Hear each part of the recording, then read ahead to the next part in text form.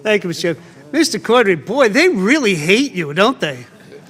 They don't want to give us any credit for anything good that we do. I understand that. That's part of the game. Well, I think I've entered the bizarro world now. We've already had somebody call for you to get fired, call the agency a rotting agency. First, they complained that you enforced too much.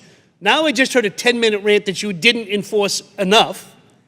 And bizarro of all bizarros, the people on the other side of the aisle have now become the sole and perfect defenders of workers' rights, women's rights, and minority rights. Unbelievable.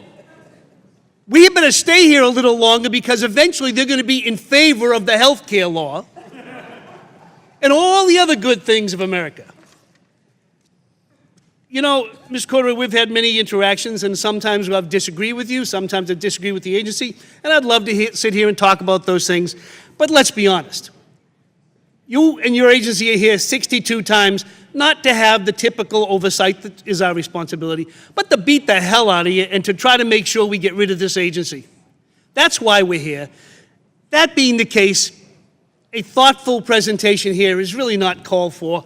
And with that, since nobody on that side of the aisle seems to want to give you the opportunity to actually address a misleading question based on wrong facts, I will lend you 3.5 minutes to address, you have to pick a bunch, which one of the most ridiculous assertions that were just made would you like to address? That's fine. I'm sorry that the previous questioner has left the room, but it doesn't matter. Let me recap. They weren't going to listen to you anyway. Let me recap the events. So we had the first whistleblower tips in the middle of 2013 before the LA Times story, although I will say that was a splendid piece of investigative reporting, and investigative reporting often aids government law enforcement investigations and did so here, as well as follow-up stories by the LA Times. At the time, there were issues around whether employees were being abused by the employer, whether they were being held to unrealistic sales goals, and the like.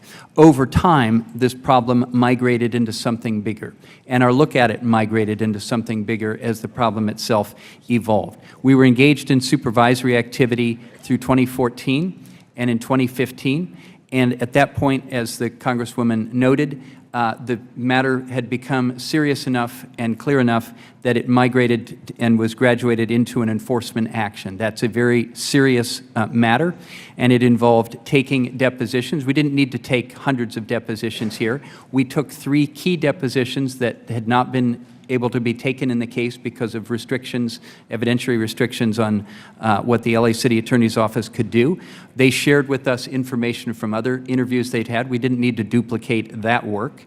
We also compelled the production of documents from Wells Fargo that were very significant to detailing and documenting, and nobody denies this. We established it through this joint investigation, and it is clear, and no one denies, that millions of accounts were opened illegally, improperly, in the name of consumers who didn't know a thing about it and were often hurt by it in terms of costing them fees or affecting their credit reports or the like. We worked with the LA City Attorney's Office and brought the OCC into a joint work with the LA City Attorney's Office, and we resolved the matter, not just on the basis of the boundaries of California, which is what the LA City Attorney could have done, but nationwide, and with broad injunctive relief that this will not happen again at Wells Fargo. And because it's a public enforcement action and all the facts are detailed, when the Congresswoman talks about 5,300 employees fired and millions of accounts opened, we know that because of the public enforcement action. That's what broke this matter open. Nobody was talking about it before then. That is leading to the entire industry taking a look and being more careful about whether they're engaging in any of the same kind of fraudulent practices toward their own customers. So this will have cleaned this up throughout the entire industry and put everyone on notice that this is a very serious matter. It's not to be taken lightly. You can't just put out these sales goals and say you should meet them, and we'll turn a blind eye to how you meet them, even if it violates the law. And if we establish that principle, there'll be a lot of problems avoided in the future and a lot less work for the Consumer Bureau, and I'll be glad of it. Thank you, Mr. Director. And with that, I am going to yield the committee back 8 seconds.